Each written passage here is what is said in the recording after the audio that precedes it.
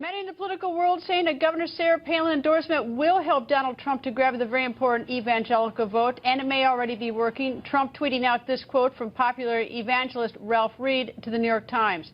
Palin's brand among evangelicals is as gold as the faucets in Trump's tower.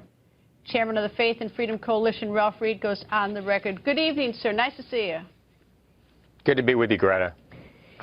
Ralph, how important is that evangelical vote in Iowa, and how do you know, or why do you suspect or think that Governor Sarah Palin helps deliver it for Donald Trump?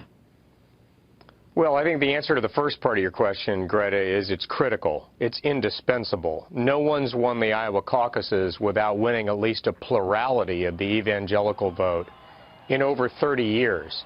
It was 56% of all caucus attenders 4 years ago. We believe at the Faith and Freedom Coalition, based on our grassroots efforts in the state, that it will exceed that in 2 weeks. We think it's going to be closer to 58 to 60% of the total vote. So this is about arithmetic, not just politics. 4 years ago, Rick Santorum won a third of this vote. Mitt Romney got 15%. Santorum won.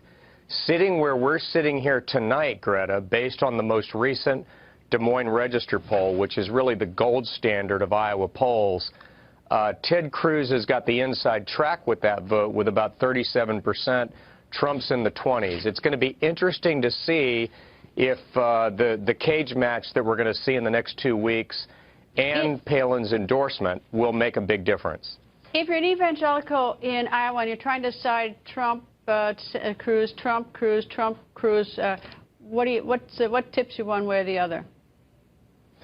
Well, I think it'll be litigated and played out in the course of the debate. Obviously, you heard Mr. Trump talk about the issues that he's concerned about in contrast with Ted Cruz. I think Ted Cruz is going to be hitting back in terms of Trump's past support for Democrats and those kind of things. That'll all be played out. Where Palin can be a validating voice, particularly, well, really for anybody. You look at her endorsements in 2010 and 12 and 14, whether it was Ted Cruz in Texas or Nikki Haley in South Carolina, Rand Paul in Kentucky or Marco Rubio in Florida, she clearly was a factor in every one of their victories. For Trump in particularly, she helps validate him with evangelicals and Tea Party activists. Is it a big blow in the evangelical world that she picked Trump over Cruz? I think it's one piece of information and one fact among many that they're going to sort through. I mean, Iowans take this very seriously. They've gone to events. They've heard most of these candidates. But as I said, Palin is somebody. Look, no endorsement alone is going to secure victory. These candidates are going to have to win these votes based on their own character, their own records, and their own stands on the issues. But to have a good housekeeping seal of approval for somebody as highly regarded as Sarah Palin, you can bet your bottom dollar that every one of the candidates would rather have that than not have it. Ralph, thank you. Nice to see you. You bet, Greta. Good to be with you.